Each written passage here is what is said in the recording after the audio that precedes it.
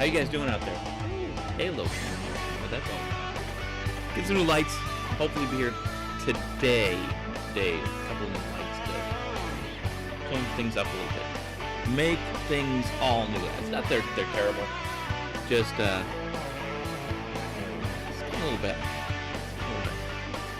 Bring the sound down. Make it go away. Get ready for Thursday, man. Thursday is here. What do you guys think? Is Thursday like, are you like, I just can't wait for Friday? Or is it Thursday is the day you say, there's so much stuff I just didn't get to this week? Me, I'm torn. I got both situations going on. Like, I cannot wait for the weekend. Man, it's coming. But there's so much stuff I wanted to get done this week. So much stuff. You're like, I got to just have more hours in a day, including the weekend. Just 4 or 5 more hours a day. Be good to go. Eric, good morning. Glad you got in the course. Glad we worked that little bit of a bug out. There was some back end linkage between the account setup and the courseware that didn't get set. Glad you got in. Glad you got into the course. I'll talk to you today about it. Now that you're in, now that you're checking it out, now that you got everything going, we're rolling along. If you guys don't know, if you haven't heard, the Cyber-Recon RMF online course is on. And this first run, when we do the first run through, we always do kind of a self-paced. The course is self-paced, so it's always going to be self-paced. But the modules release stair-step. So one set of modules, either one or many, get released every single week. And then at the end of the week, in this case next Monday, we'll have a live session where we all get together and we talk about the module and anything that you didn't understand, anything you didn't get. Eric, that's what I need from you, is like to go through, when you're going through the module, note those things that stand out at you, like, hey, we didn't cover X, Y, or Z. Obviously, this first week is all set up. We're talking about risk management. We're talking about organizational risk. We're talking about the CAP certification, what that's all about. We're talking about changes to the RMF itself, what it's all about, changes to the RMFs next week. Just a full plate. I think there's 10 modules this week that are out, and that's just getting set. Next week, we're still getting set. We're going through that front matter of NIST Special Publication 837, talking about the different chunks of things, supply chain risk management, talking about authorization boundary setup, that kind of thing. And then we'll keep moving forward. So, Eric, that's what I need your help on. Make sure we're doing good. So it is Thursday. I know, I like to call this one Friday Eve. Tomorrow's Friday. Thursday, we're over the hump. Less of the week remaining than we've already been through. Chris Farley up here saying it's Friday Eve. He's in a van down by the river. If you guys are on the podcast, it's just Chris Farley doing his little dance, and you say Thursday, we say Friday Eve. That's what we're all about. This morning, Atlanta, Georgia, is holding our illy coffee. Hot Atlanta is what most people I've heard call it. And that's a good cup of illy coffee. Getting me going on the morning. Started a fitness challenge on Monday again. Gonna try to do this thing so hard with busy schedules. You guys are in the same case. Busy schedules, trying to stay in shape when you work behind a computer all day. Gosh, it's a hard deal, guys. It is a hard knock life, man. So what do we want to talk about today? We want to talk about what's going on in the news. What's in the news today? So, of course, we know Donald Trump had a run-in with COVID. The president has a run-in with COVID.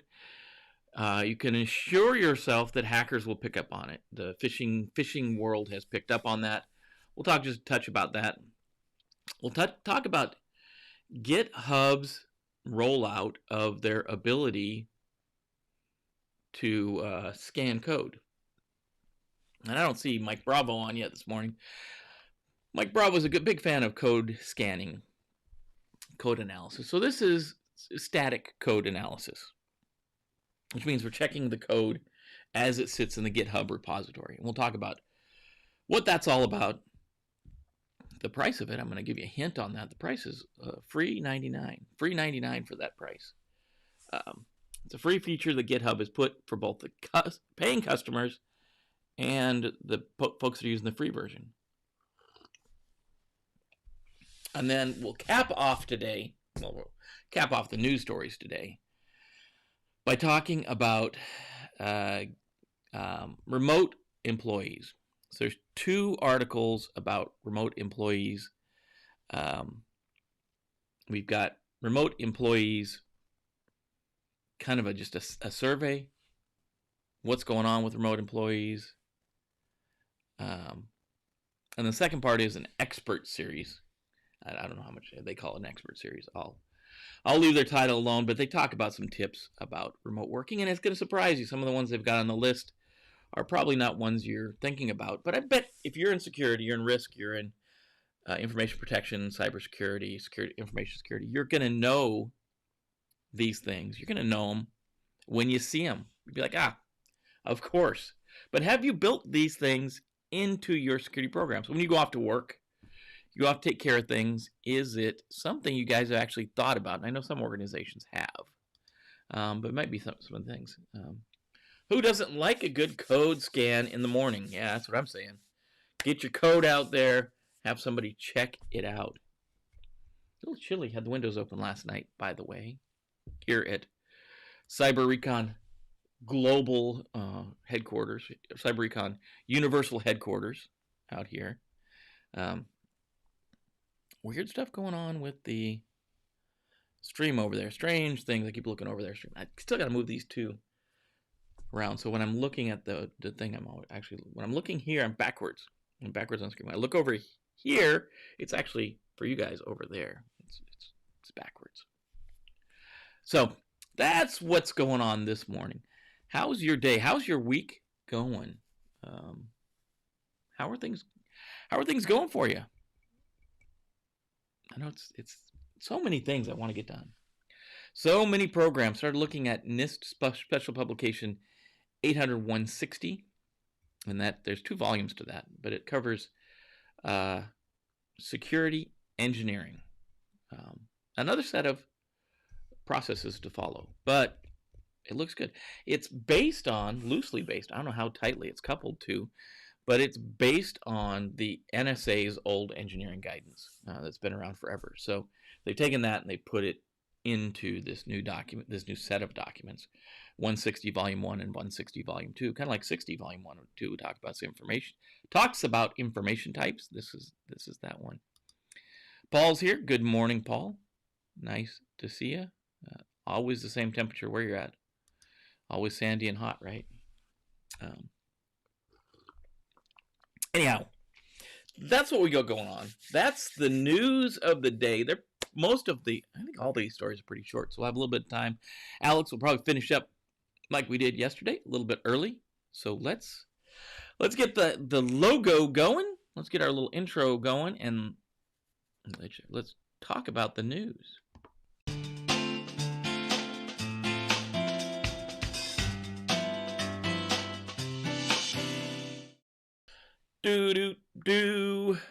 Whoops, wrong one. Oh, phishing. Come on, guys. We know phishing's the thing. Bird used to be the word. Now it's fish. Fish are the word.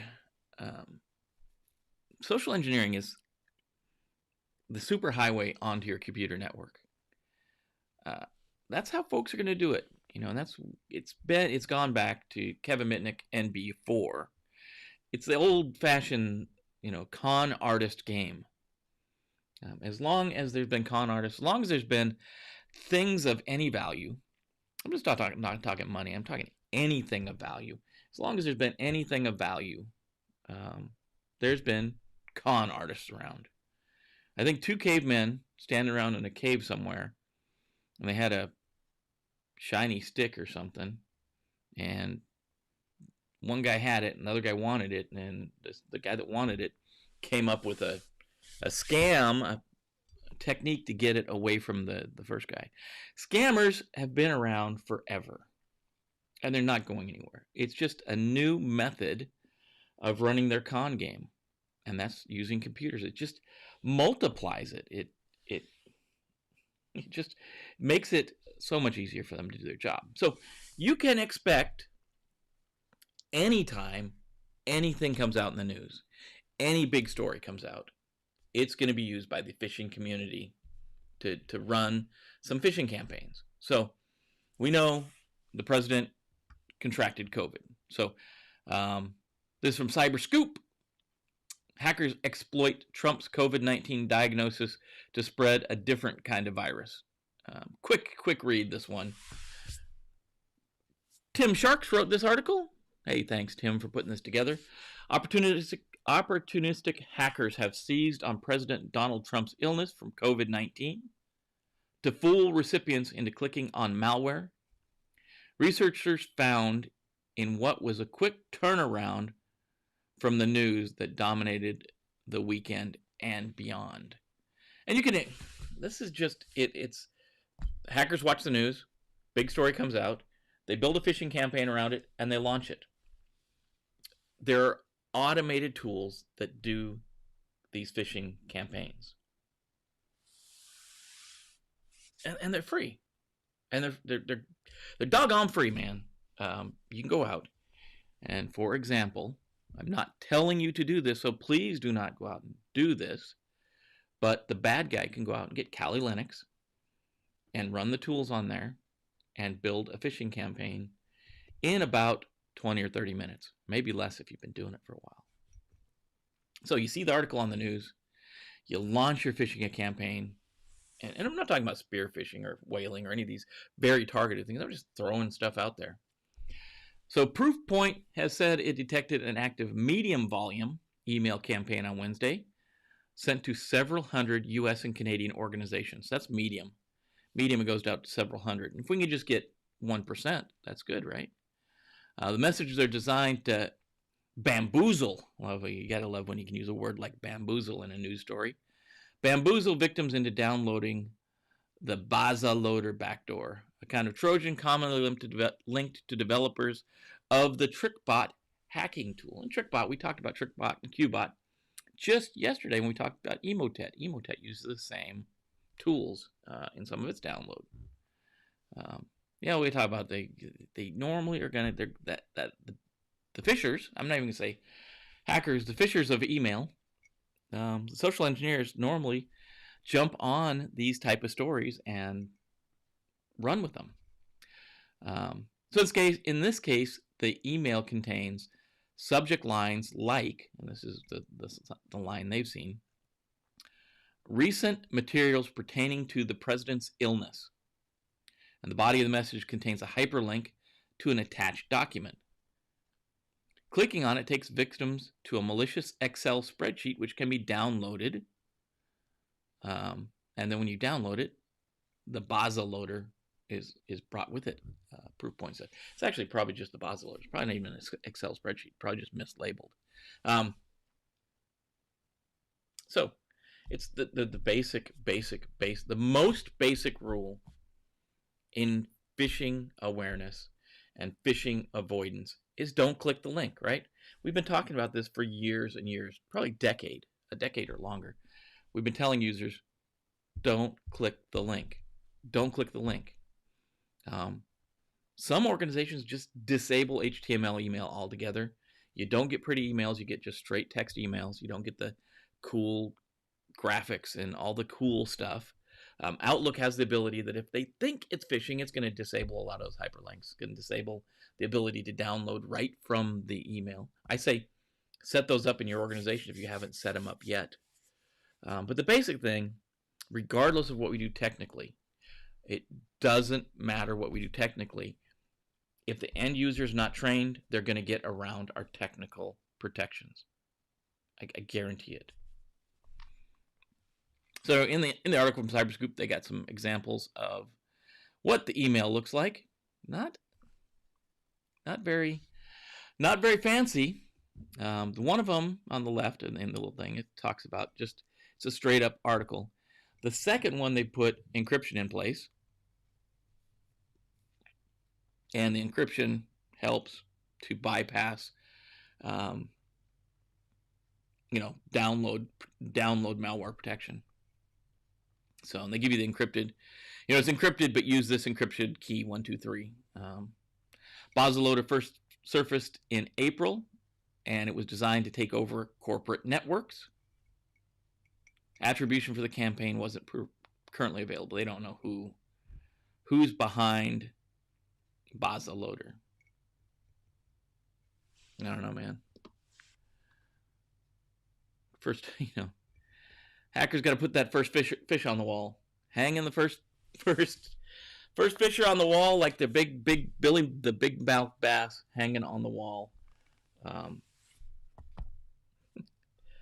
Phishing is not going anywhere, guys. You got to have a training program. You got to have stuff to train your end users. And this is one of those, we got to jump in there. We got to jump in there outside of work. Our friends and our family, we got to talk to them about phishing. So many people are still clicking links. Then they wonder, I didn't download anything to my computer. I don't know how my computer is infected. I didn't download anything, but you clicked that doggone link. People don't see it the same. People don't see the same as clicking a link and downloading an Excel file as the same as installing a program. They don't make that connection. When you click that link, you've given your system over to someone in many cases. So we put technical protections in place. We can have egress filtering. We can have phishing filtering, social engineering filters on our email. But until we train that end user, malware protection obviously on the endpoint, until we train that end user, come on, guys, we've lost it. We've lost it if we don't train the end user. One of the most critical things we have to do, and that's, it is October, and we haven't even talked about this. October is Cybersecurity Awareness Month. What are we should have, but nice if we put something out to help folks. If I had thought about that. Didn't think about it, though. September. Should have put something together to put out in October for you guys. Maybe it's not too late. Maybe it's not too late to help you guys out. So, that's story number uno, right? GitHub's doing its part. It's trying to help us all out. So GitHub's a repository, a sharing site for code. Right? There's public GitHub sites that are out on the internet. You've probably seen them when you go to pick up some piece of software. Sometimes you'll have to go to GitHub to get pieces of it. Now, obviously, there's a ton of security flaws around just going out and grabbing code from GitHub. So that's a totally different story. That's, again, knowing where you're getting your software from. So if you're going out to GitHub and you're grabbing snippets of code, code libraries, pieces of code, and you're using them in your applications, that's a whole different story than what we're talking about here. That falls back in on coding, best coding practices, your software development security principles. If you're going to pull code from somewhere, you got to pull it from a reputable source. I wouldn't just go say, and I got to use a great term, don't go out to GitHub willy-nilly pulling code down and installing it on your system. And definitely don't go out there willy-nilly pulling code down and building it into something integrating it into something you're building for your organization. Don't do that. But this is a different story about GitHub. This is GitHub doing the right thing. So this is from ZDNet, but it's been out in the news for a while. It just kind of kicked off yesterday. GitHub rolls out a new code scanning security feature to all users. New code scanning feature will tell GitHub users when they've added known security flaws to their code. We know there's best coding practices, right? When we build these applications, there's things we do have to do stuff like input validation. We check to make sure there's no malicious code coming in on something like a name field when we ask for a user for their name or we ask for user input.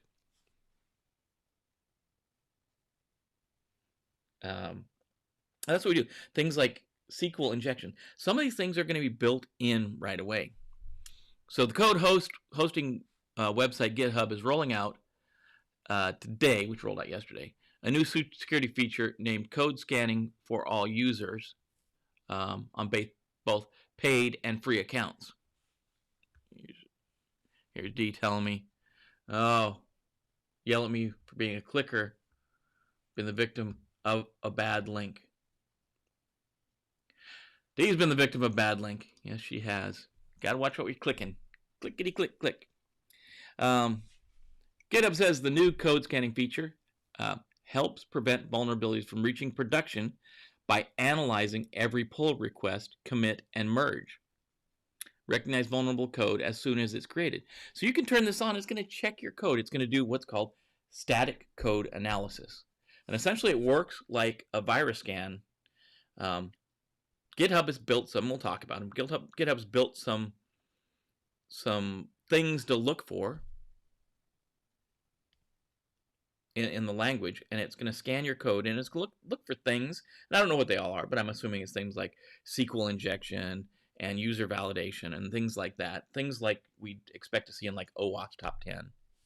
And then I'm beyond that. So once vulnerabilities are detected, code scanning works by prompting the developer to revise their code. Hey, dudette, your code's bad.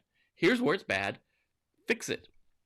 Under the hood, code scanning works on top of the CodeQL, a technology GitHub integrated into its platform after it acquired the code analysis platform CML in September of 2019.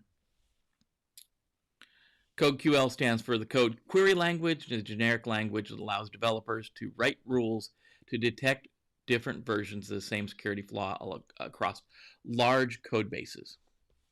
To configure code scanning, users must visit the security tab on each of the repositories they want the feature to be enabled. And you can have huge repositories. You can have repositories of huge code bases that this will run against. In the ZDNet article, there's a link to that tab where you can, or a picture, a graphic, an image from GitHub on what this looks like.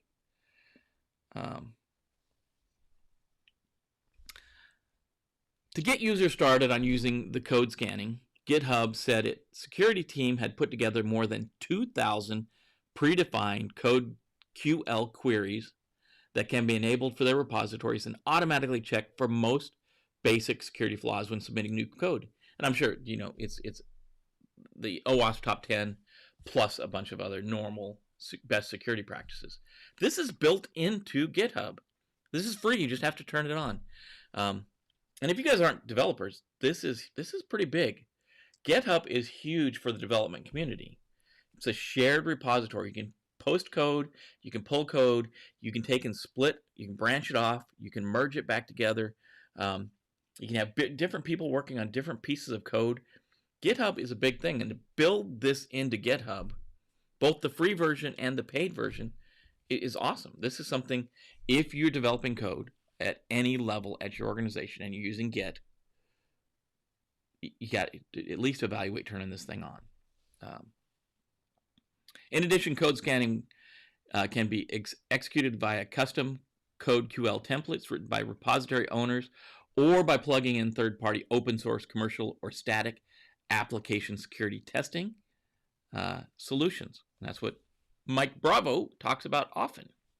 Code scanning has been available to GitHub beta testers since May, after the feature was initially announced at the GitHub Satellite Conference. Since then, GitHub says the feature has been used more than 1.4 million scans on more than 12,000 repositories and has identified over 20,000 vulnerabilities, including remote code execution, or RCE, SQL injection, and cross-site scripting vulnerabilities. Stuff we'd expect to see. So we know that it's looking at those things. Developers also appear to have warmly received the new feature, and GitHub says it's already received 132 community contributions to CodeQL's open source query set since the feature launched in the spring. Now I say, go check this out. Read through the EULA. Figure out what information is being kept by GitHub, and then what it's all about. Because there is the possibility, you know, GitHub may be making things, maybe they're keeping track of how you fix things. There's probably some benefit for GitHub, but you're posting your code to GitHub already. You're posting your code to Git already. They're keeping track. Git's going to figure out how people write code anyways. That's one of the things they do. GitHub is amongst application developers probably one of the top tools used. It's a huge repository. Git's been out for a while. GitHub is something that your developers are probably doing. So depending on your purview, I don't know what your purview is at work. I don't know what you're responsible for, but if you're responsible in any way, shape, or form for the security of applications that are being developed, that may be providing guidance, that may be providing analysis, that may be assessing code.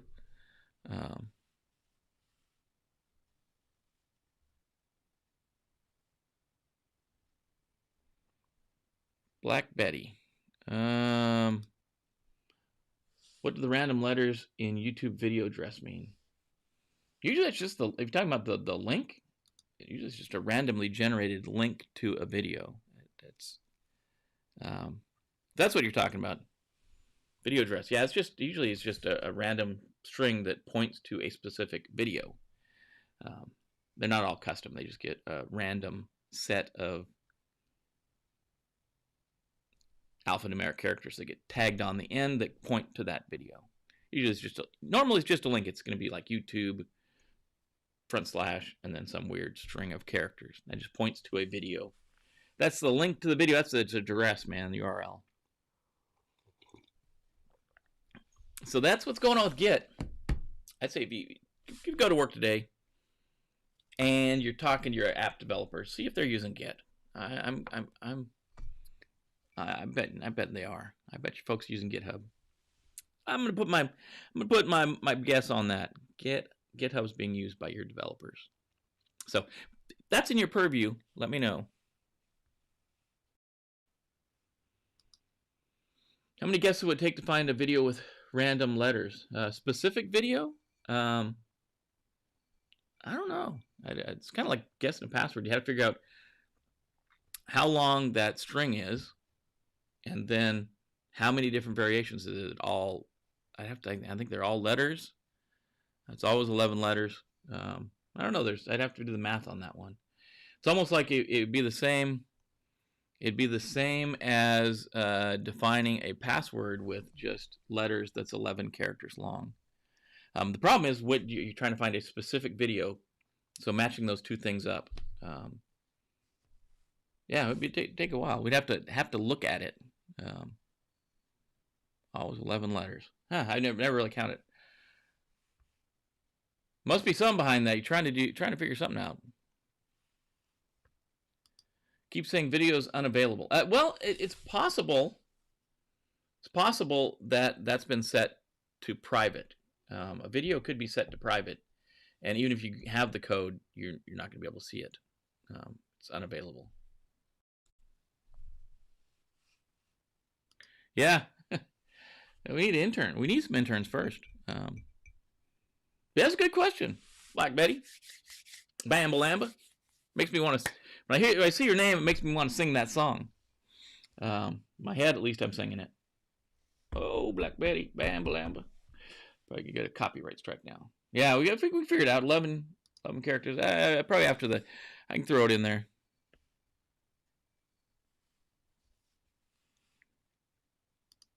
Think it'll be here for a long time?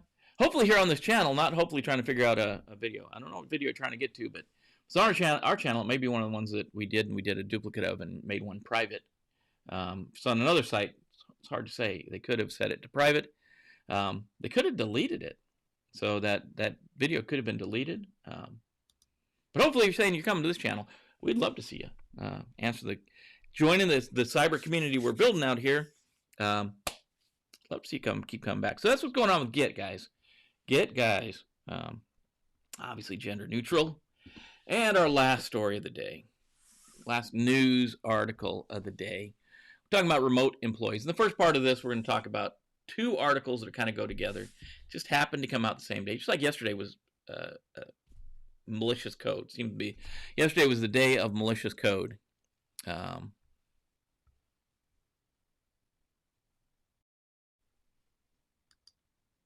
Yeah, I think these random numbers are already programmed for future videos. They may be. I'm not sure how that works in YouTube. I'm not an expert definitely in that area at all, how YouTube defines what that string is going to be. Anyways, so a couple stories. The first one's out. HelpNet Security. 37% of remote employees have no security restriction on corporate devices. What in the heck? And we know a lot of people are remote right now. We know a lot of people just are working from home. This COVID thing's got a lot of people working from home. Manage Engine unveiled findings from a report that analyzed behaviors related to personal and professional online usage patterns. So this is the security restrictions on corporate devices, what they're talking about. The report combines a series of surveys conducted among nearly 1,500 employees amid the pandemic, as many people were accelerating online usage due to remote work and stay-at-home orders. Findings evaluated users' web browsing habits, opinions about AI-based recommendations, and experience with chatbot-based customer service. So this one, the thing about this article is 1,500 employees were queried for the survey. Well, that seems like a lot. It's really a small drop in the bucket when you think about how many people are working remote. So take that with a grain of salt. It's probably representative, though, of things. The vice president of Manage Engine says, the research illuminates the challenges of unsupervised employee behaviors and the need for behavioral analytics and tools to help ensure business security and productivity. While IT teams have played a crucial role in supporting remote work and business continuity during the pandemic, now is an important time to evaluate the long-term effectiveness of current strategies and augment data analytics to IT operations that will help sustain seamless, secure operation. Yeah, so that's one of the things. Again, 1,500 people were surveyed. I don't know how many different organizations that was. That could be 2 organizations. That could be 1 organization. So, anyways, it's going to give us some data. We're going to have some data. We don't know exactly where it's coming from as far as how many people were, or how many organizations were surveyed. But 63% of respondents report the organizations has provided them with corporate devices to utilize while working remotely. And of those 63% that got a device to work remotely, only 37% say also say there's no security restrictions on the corporate devices. So essentially, they were just sent laptops and said, go to work. There's no security on it all, no baseline settings, nothing like that. Crazy, that's crazy.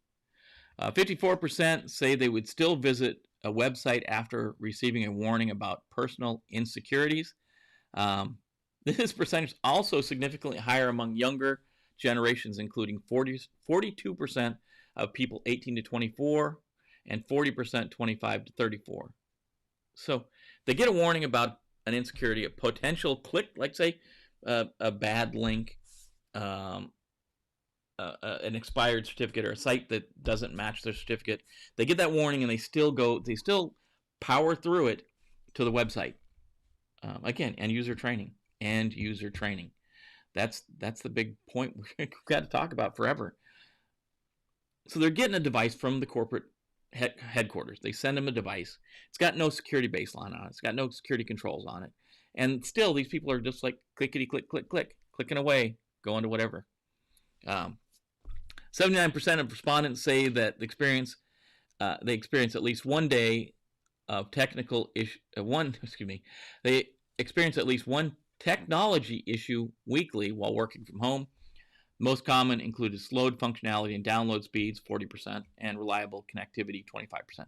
Really something the headquarters IT folks can't really do a lot about. I mean, that's probably because everybody's working at home and you're probably in a community that's on cable access that's built as a shared resource, and as soon as everybody jumps on it, your connectivity goes down. And maybe you got a bad connection to start with. So I don't know if IT can do a lot about that. If it's a connectivity issue on the other side, sure. So however, IT teams have committed to solving these challenges. For example, 75% of respondents say that it's been easy to communicate with IT teams to resolve these issues. Chatbots, IA, automation are becoming increasingly more effective and trusted. 76% say their experience with the chatbot-based support has been excellent or satisfactory, and 55% say the issue was resolved in a timely manner. As it relates to artificial intelligence, 67% say they trust the solutions to make the recommendations for them.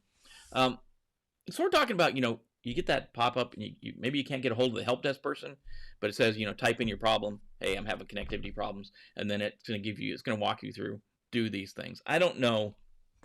Personally, I don't know if these are really true AI, where it's really thinking through. I think it's scripted chatbots. I think is more what it is, but I could be wrong.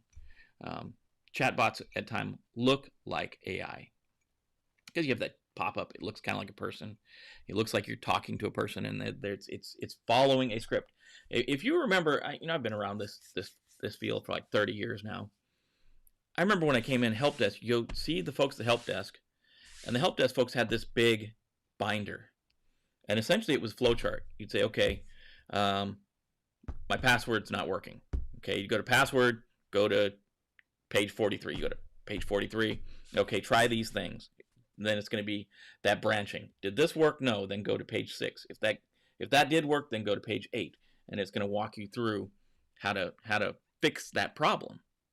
Pretty common in help desks of old. Now it's all built into a system, and I think that's what they're talking about AI here. Is these chatbots are just following that flowchart. Hey, did you restart your computer? Yes or no? No? Well, restart your computer. Then come back. Those kind of things, I think, is what they're talking about AI here. So that's the first half of our story, and we got a lot of chat going on over here on the side.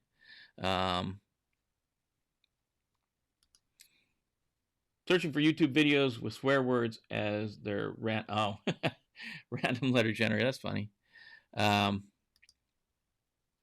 Video House of the Rising Sun, Alfred's, all in one, number 2. All in one, 2. Man. Whoops. Man, I can't run the mouse today. Wish I knew GitHub. I have an eBay store, and think nobody would find my store in 5 minutes. Well, GitHub's more like application repository. If you're writing apps, don't try to get their own websites with eBay, blogging sites. Miss Angelfire Day. I don't know if I ever used Angelfire. So the second half, part number 2 of this, is Expert Series, the new normal. Remote work forces a call for strong IT security strategies. And this is from Times Union. First thing, I think we had an article. Michael Muzzo. So much of the workforce now officing from home. Many companies' IT departments are working overtime to adopt the strategies and toolkits that will empower the employees to work productively and safely while remote. Because we're not returning to a centralized work location anytime soon. In a recent survey by The Economist at the Harvard Business School, found that 1 in 6 workers nationwide will continue working from home or co-working at least twice a week after the pandemic comes to a halt. And that's the new normal, guys. That really is the new normal. Up to this point, so many organizations said remote work is not going to work for us. We can't allow you to work remotely. And really what it is they didn't have the management capability to manage remote workers. And now they're forced into it. And now people are learning to manage remotely. And to me, it's a beautiful thing, because now you don't have to have your workforce in a corporate center. You don't have to have it in an urban center. You see a lot of people moving out of California now. California, I'm out in the DC region. DC is expensive to live in. This region is expensive to live in, but it pales in comparison to those folks out in California. It's crazy how much it costs to live out there, LA or someplace like that. So if you can move your workforce from these urban centers where it's expensive to live and move them somewhere else where it's less expensive. And a lot of those people would like to move. They'd like to move somewhere less expensive. The other thing is when your workforce is remote, right? So a lot of people are in California because that's where the computer engineers are. That's where the programmers are. That's where those folks are. Same thing out here in DC. A lot of people out here in DC. There's a lot of security folks out here. If you're in California and you're in Silicon Valley because that's where the programmers are, and the programmers are there is because that's where the jobs are, and you say, we're going remote, we're working to a remote workforce, those programmers can be anywhere, and the headquarters can be anywhere. And we're seeing people move to Texas, to Nashville. They're moving out of California. They're getting away from those high rents, the high traffic, the high cost of living, and they're moving to places more affordable. So we've seen in the past people migrate from rural environments to the cities to work. My guess, this is Jim's view of the world, as we realize we can work remotely, there's going to be a move from these urban centers back to the rural areas, back home. People are going to go back home because they can make a decent living and they can work there, and they don't have to be reliant on the economy of that region. So we've realized that. We've realized now we can have a remote workforce. So as security folks and as IT folks, how do we support that? How do we support that? So even before COVID sent everyone home, many companies had basic strategies in place for enabling off-site work, including providing employees laptop computers, optimizing online collaboration tools, and empowering their IT departments to complete software installations and upgrades remotely. Yes, amen, 100%. I am a big fan of remote work. I've worked remotely my last 3 positions to some extent, and it's got more and more. Now, I don't think it would have to be pretty substantial, but I don't think I would take a job where I'd had to go into the office every day. I just wouldn't do it. This quality of life is better. And if you're in any urban center, you're anywhere like DMV out here, DC, Maryland, and Virginia, it's an hour to get to work. It's 2 hours to get to work. And that's 2 hours to get to work, 2 hours to get home. We got a lot of sun coming in today. Wow. 2 hours to get to work, 2 hours to get home. That's 4 hours. That's a part-time job getting to and from work. And if you can stay home and be with your family with that's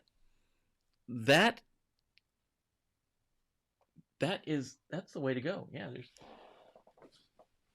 know where that's coming from. There, I think. Yeah, a little better now. It's dry. That's where there's a D telling me. Big white stripe behind you and it's driving me crazy. Yeah, it's the green screen getting too much. It's too sunny out. Too sunny out. And obviously, if I wasn't working from home, I couldn't be doing this now. I'd be on the road right now going up to DC or going out to Reston or something. So remote work is going to stay in place. Remote work is not going anywhere. Corporate leadership for years has said, we can't do it. We can't handle it. I agree, it's a different type of leadership. It's not holding an individual responsible to time so much, right? And time is where we measure a lot of things, but it's really holding people accountable to the tasks they have to do. And that's what we should have been doing all along, is we know a task takes a certain amount of time. And if it doesn't get done in that amount of time, then we can worry, what happened? Why did it not get done in that amount of time? That's what we have to worry about, getting the task done on time. It doesn't matter if someone works 8 hours and they don't get the task done. If they work 2 hours and get the task done, that's what we want. Accomplishment of the mission. So, different way of working. I'm saying That could be the metatarsal of the Tyrannosaurus as it traveled across the Americas. Yeah, that big Black Betty. Oh man, that's funny. That's better. Yeah, it's better for your health to work from home.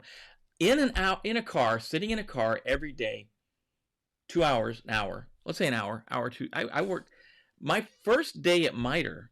It took me 4 hours to get home. Crazy. Yeah, it's better for you. It's stress level of driving in this kind of traffic. And this is just DC. It happens in Atlanta. It happens in Houston. It happens in LA. It happens in Chicago. It happens any urban center. Traffic is terrible. Now, I'm not trying for we have the worst traffic, although we do right down here in Stafford has the worst piece of highway in the United States for traffic. Yeah, it's much better for you. And these things, yeah, it's the Tyrannosaurus Rex leg. So, one concern for many companies is there aren't enough controls in place to keep people from viewing data displayed on other people's screens, whether inadvertently or on purpose. So we build a lot of controls into our remote access program. That's just, we build those controls in, multi-factor authentication, all those things, VPNs, metered performance, all that stuff. But what about what's being displayed on the screen? So I'm a remote worker. I know I'm working remote. My kid's got a soccer game, so I go to the soccer game. I take my laptop with me so I can do work while they're playing. I'm sitting there in the little folding chair working away, and the dude next to me is watching my screen while I'm doing stuff. Or I'm at Starbucks working remotely on a VPN, typing away all safe on the VPN, but the guy next to me is watching my screen. So these are some of the things this guy's talking about. In the worst case scenarios, there could be data leaks between the people who are working in close proximity when employed by competing firms. And certainly if you're in an urban center, that could be the case. Unfortunately, the shift to widespread remote working has opened doors further, even those who would steal data for nefarious purposes. Yeah, we definitely have to increase our insider threat capability when we're talking about these things. It's not difficult for new folks like me to find remote jobs. Yeah, Eric. In the start of your career, you're probably going to have to go in somewhere. That's my guess, and that's just the way of the world. They want to evaluate, make sure you're not screwing around, I guess. If it was me, I really wouldn't care where you work as long as you get the job done. And that's the paradigm shift we have to go through when we go to this telework environment, right? So if I'm the traditional manager and I'm managing a group of people that are just entering the career field, I'm going to say, they've got to come in and they've got to sit at a desk, and I'm going to sit at my desk and I'm going to watch them and I'm going to make sure they're doing what they're supposed to be doing and they're not screwing off. Well, in this telework environment, you can't do that. Or at least you can't do it today. What you have to do instead is say, I know this task takes 2 hours to do. If that person gets it done in an hour, should you really care? I mean, that's resource management, of course. So as they get better at things and you realize they're getting faster, you can reduce that time down. You can say their 2-hour task is now an hour long. But if they're getting it done, that 2-hour task, if they're getting it done in an hour, do I necessarily care that what they do with the other hour? Personally, I don't care as much. As we meter that, we can figure out how fast people are getting things done. It should get quicker over time as they do a task. It should get quicker to a point where it's kind of a standard amount of time. As long as that task getting done, that's what I care about. Is the task getting done? But there's a lot of people that don't feel that way. So Eric, when you enter the field, a lot of people are going to say, you're new at the field. I don't know your track record. I don't know how you work. So you got to come into the office and you have to sit here. And I'm going to watch you. And that's just the way of the world. As you progress in your career and you become, I'm not going to say more skilled, but let's say more skilled, more seasoned, then you get kind of that track record and people are more likely to let you work remote. But this is a paradigm shift. I don't know how quickly that's going to ripple across the entire environment to where maybe, if you think about it, if you're hiring people for a help desk and you're out here in the DC area, and I can hire somebody from Kansas or somebody from Nebraska, and they work remotely, I don't have to pay the DC rate. I can pay the Kansas rate, or I can pay a little higher than the Kansas rate. I can make that person out in Kansas a really good, strong offer and still be under the DC rate. And the job still gets done, right? That's the shift, man. That's the shift that's coming. How fast it's coming, Eric? I don't know. I don't know. Just keep plugging away, man. We'll keep plugging away. We'll keep working. Keep working with Alex. That's where we have the mentorship stuff going on. Yeah. So here's what's going on. Here's what this guy says. He's got 1, 2, 3, 4, 5, 6 points to make here. Implement privacy screens. These have been around forever. That's that screen that covers, it's a little piece of film that covers your screen. If you're not looking directly at the screen, if you're looking at an angle, all you see is kind of a grayed out screen. It's a part of the toolbox. Issue that to people that you know are critical. Issue that to people that you know are working sensitive projects, or people you know go to the coffee shop all the time. Ensure your IT staff has the training and tools needed to handle software upgrades remotely. A ton of remote management tools out today. Ship new communications technology equipment quickly and efficiently.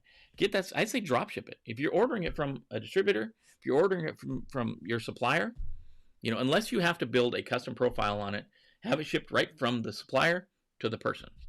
Sometimes we build our own images. If you can, have that supplier put your image on it, and when it hits the network, scan it. Create guidelines and policies for presentations, content exchanges, and other elements of communication made possible through collaboration tools such as Zoom and Teams. Yeah, make sure you have guidelines. If you're going to put the presentation out, here's the rules. If it's an external customer that's getting it, here's the rules around what can be put in the presentation and not. Have your rules. Reinforce routine safeguards such as two-factor authentication, strong and frequently changed passwords, encryption software, strong firewall, antivirus, and anti-malware. Yeah, basic security hygiene needs to be in place. We talk about this all the time.